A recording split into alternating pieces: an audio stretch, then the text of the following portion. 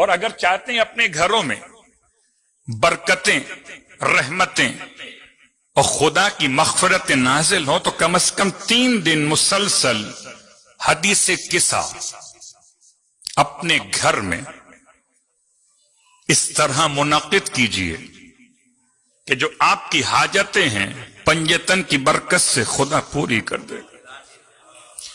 اور یہ جملہ بہت عظیم مرجع کا ہے. کچھ طلباء گئے تھے حدیث قصہ کی سند پر ان سے علم سیکھنے کے لیے. ارشاد فرمائے کیا سند کی بحث کرو گے؟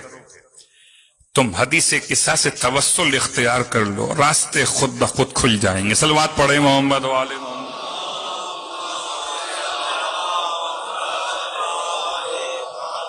اور یہ جملہ کسی عام شخص کا نہیں ہے، آقا محمد تقی بہجت کا جملہ ہے.